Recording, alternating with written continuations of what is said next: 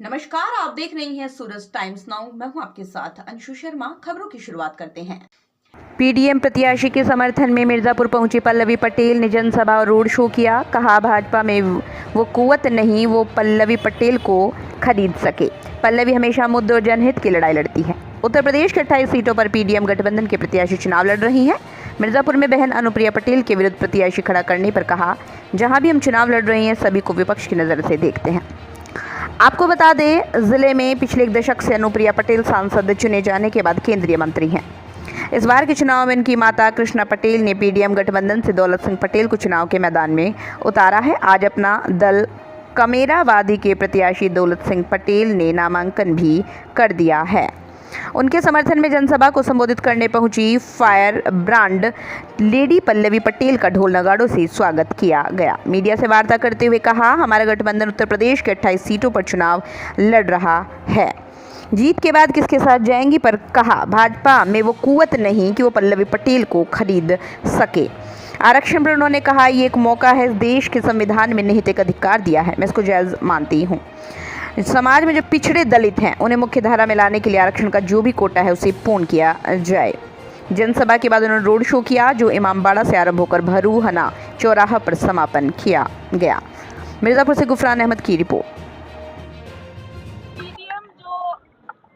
उत्तर प्रदेश की 28 सीटों पे लोकसभा चुनाव लड़ रहा है। उसका उद्देश्य है कि हम पिछड़ा, दलित, मुसलमान और अपने सभी समाज के लोगों के बीच में जा करके ये बात स्पष्ट रूप से बता सके कि हम सिर्फ वोट बैंक के तौर पर नहीं लिए जा सकते। इस देश की शिक्षा, इस देश के सदन, इस देश की जो दवाई है, कमाई है, पढ़ाई है, वहाँ पर भी हमारी भागीदारी हमारे जाति के अनुपात में होनी चाहिए। इस मुहिम के साथ पीडीएम उत्तर प्रदेश के 28 सीटों पर चुनाव लड़ रहा है।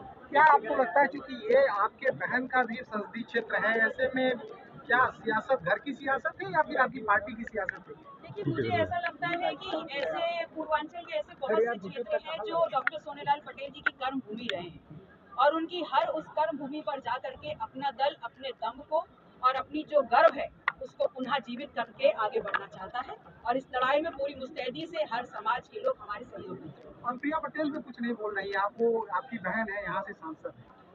मेरे लिए लोकसभा चुनाव जो है, जहाँ पर भी हम 28 सीटों पे लड़ रहे हैं, तमाम जो विपक्ष के प्रत्याशी हैं वो एक समान है। मैं अपने प्रत्याशियों की बात करूंगी, अपने मुद्दों की। अखिलेश जी तमाम दावे कर रहे हैं, बीजेपी तमाम दावे कर रही है, इस बीच में आपकी पार्टी का क्या रोल होने वाला है?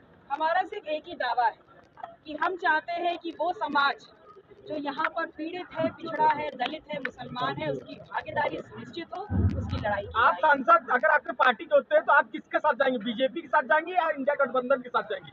किसके साथ अगर मौका मिलता है सरकार में जाने का? देखिए, भारतीय जनता पार्टी में तो कुव्वत ही नहीं है कि पल्लवी पटेल को खरीदेंगे।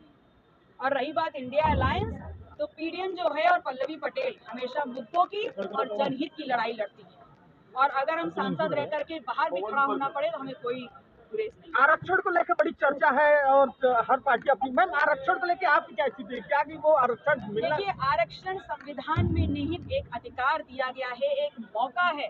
इस देश में जो मुख्य धारा में अलग है समाज, उनको मुख्य धारा में लाने का एक प्रयास है। तो मैं इसको बहुत ही जायज़ मानती हूँ और मेरा ये मानना है कि 27% जो ओबीसी के लिए है और दलित और पिछड़ों के लिए है, वो जितना भी कोटा है उसको पूर्ण किया जाए, उसमें किसी प्रकार की कोताही ना बरते। Thank you ma'am, thank you. तो ऐसी ही बड़ी खबरों को देखने के लिए लगातार देखते रहिए सूरज टाइम्स नाउ। नमस्कार।